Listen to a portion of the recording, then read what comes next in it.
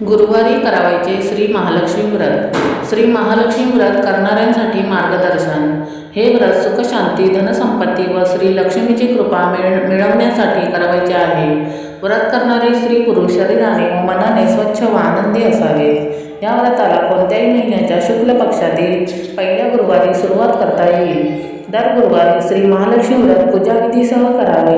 महालक्ष्मी व्रताची कथा व महात्म्य वाचावे.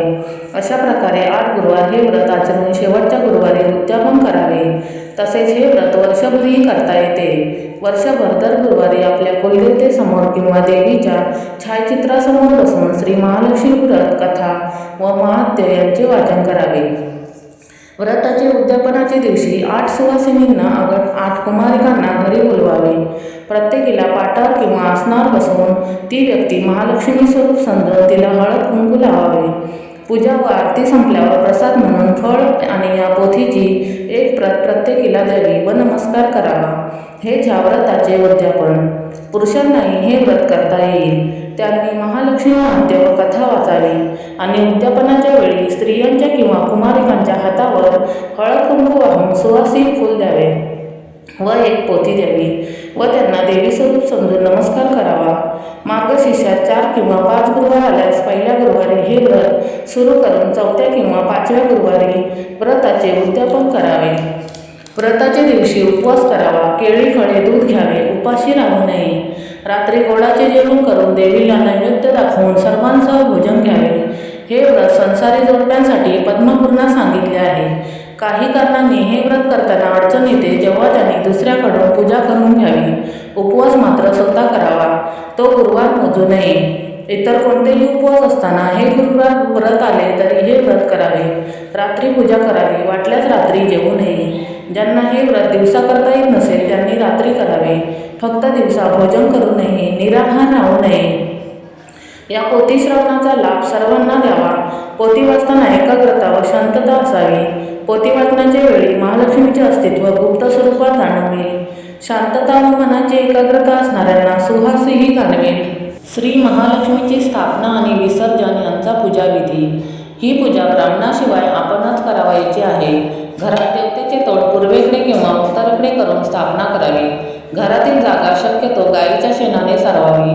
फरशी असल्यास ओल्या फडक्याने पुसून घ्यावी. त्यावर चौरंग किंवा पाट ठेवून सभोवार रांगोळी घालावी.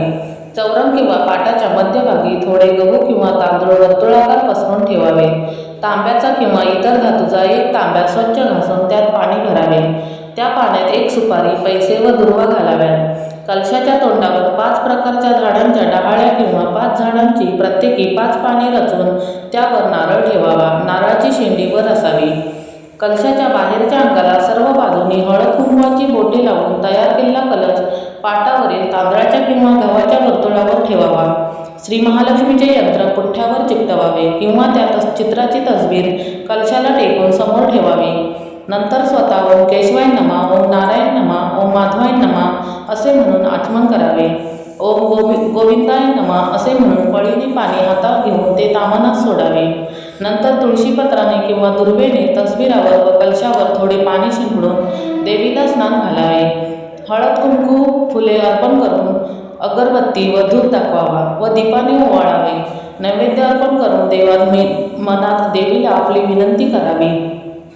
श्री महालक्ष्मी समोर पाटावर बसून कथा व महात्म्य वाचावे.